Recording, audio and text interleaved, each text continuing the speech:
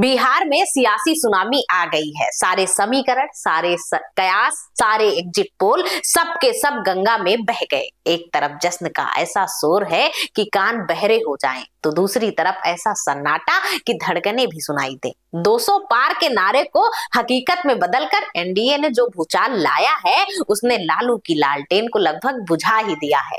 सियासत के सबसे बड़े रणनीतिकार कहे जाने वाले प्रशांत किशोर अपनी ही रणनीति में ऐसे उलझे कि खाता तक नहीं खोल पाए। ये सिर्फ हार या जीत का आंकड़ा नहीं, ये बिहार की वो नई कहानी है जिसमें कई पुराने अध्याय खत्म हो गए और कुछ नए किरदार रातों रात हीरो बन गए। नमस्कार, मैं हेमा श्रीवास्तव, आप देख रहे हैं यूनाइटेड भारत। और आज बात होगी बिहार के उस जनादेश की जिसने परिवारवाद की राजनीति पर बड़ा सवाल खड़ा कर दिया है। बात होगी उस हनुमान की जो लगातार मैदान पर डटा रहा। बात होगी उस चाणक्य की जिसकी अपनी ही बिसात लुट गई।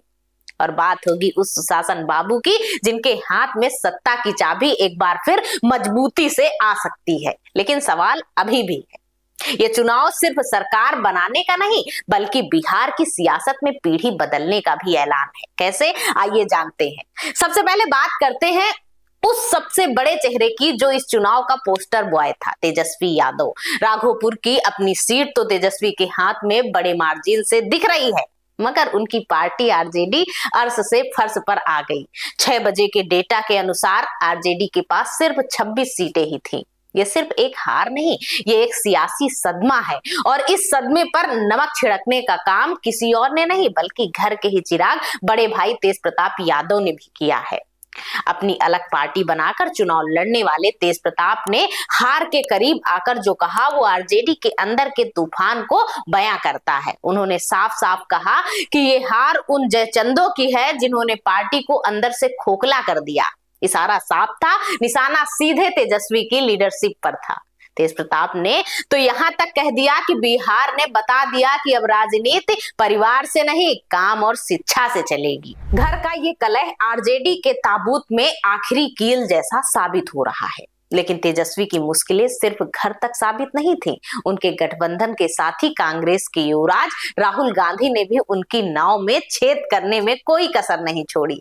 तेजस्वी जिस जातीय जनगणना को अपनी सबसे बड़ी उपलब्धि बताकर घूम रहे थे, राहुल गांधी ने उसी को फ्रॉड यानी धोखा बता दिया। ये ठीक वैसा ही था जैसे कोई दोस्त आपकी पीठ में छुरा घोंपते। राघोपुर की सीट लालू परिवार के लिए वैसी ही थी जैसे कभी अमेठी गांधी परिवार के लिए थी। लेकिन इस बार अपने ही लोगों की गलतियों ने उस किले को भी शुरुआती राउंड्स में कमजोर कर दिया। अब आते हैं उस शख्स पर जो खुद को बिहार का सबसे बड़ा विकल्प बता रहा था। राजनीति के प्रोफेसर कहें या फिर कहें चाणक्य, प्रशांत किशोर।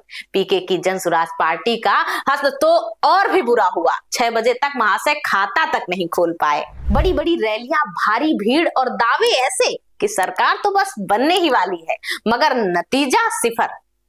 प्रशांत किशोर ने ताल ठोक कर कहा था कि अगर जेडीयू 25 से ज्यादा सीटें ले आई तो वो राजनीति से संन्यास ले लेंगे। अब एनडीए 200 पर पहुंचती दिख रही है और जनता अब देख रही है पीके बाबू इस्तीफा कब दे रहे हैं। उनकी हार की वजह भी दिलचस्प हैं। पहली, उन्होंने तेजस्वी को चैलेंज तो किया मगर उनके खिलाफ चुनाव लड़ने से पीछे हट गए। जनता ने इसे उनकी कारोबारी सोच माना, सियासी हिम्मत नहीं। दूसरी, उन्होंने मोदी और शाह पर कभी सीधा हमला नहीं बोला। लोगों को लगा ये तो बीजेपी की ही बी टीम है। तीसरी, उन्होंने शराबबंदी का विरोध करके बिहार की महिला वोटरों को खुद से दूर कर लिया। और चौथी, वो कहते रहे कि वो जाति की राजनीति नहीं करते मगर टिकट बांटते समय जाति और धर्म का पूरा ध्यान रखा। उनकी कथनी और करनी का ये फर्क जनता ने पकड़ लिया। एक तरफ जहां बड़े बड़े सुरमा ढेर हो गए, वहीं एक चेहरा इस चुनाव का असली गेम चेंजर बनकर उभरा, चिराग पासवान। प्रधानमंत्री ने जिन्हें अपना हनुमान कहा था, उन्होंने सच में संजीवनी बूटी लाने वाला काम कर दिखाया। एलजेपी ने 29 सीटों पर चुनाव लड़ा और 19 पर तो है, लेकिन बढ़त नजर आ रही। ये स्ट्राइक रेट किसी भी T20 मैच के फिनिशर जैसा है, जैसे रविंद्र जडेजा आखिरी ओवरों में आकर मैच का रुख बदल देते हैं। ठीक वही काम चिराग ने एनडीए के लिए किया। 2020 के चुनाव में चिराग ने नीतीश के खिलाफ लड़कर जेडीयू को बहुत नुकसान पहुंचाया था, लेकिन इस बार उन्होंने एनडीए के साथ रहकर न सिर्फ अपनी ताकत साबित की, बल्कि नीतीश कुमार की सीटें बढ़ाने में भी मदद की। बीजेपी और जेडीयू का वोट पूरी ईमानदारी से एलजेपी को ट्रांसफर हुआ और चिराग पासवान ने अपना वोट गठबंधन को ट्रांसफर कराया। मगध से लेकर सीमांचल तक चिराग की पार्टी 5% से ज्यादा वोट मिले। इस जीत के बाद एनडीए में चिराग पासवान का कद अब पहले जैसा नहीं रहेगा। वो अब सिर्फ एक सहयोगी नहीं बल्कि एक मजबूत स्तंभ बनकर उभरे हैं, जिसका सियासी फायदा वो आने वाले वक्त में जरूर उठाएंगे। और अंत में बात उस खिलाड़ी की जो हर मौसम में हर हाल में जीतना चाहता है, नीतीश कुमार। समर्थक उन्हें सुशासन बाबू कहते हैं और आलोचक पलटू राम। लेकिन सच ये है कि बिहार की सत्ता की चाबी उनकी जिस जेब में है वो ढीली होती दिख रही है।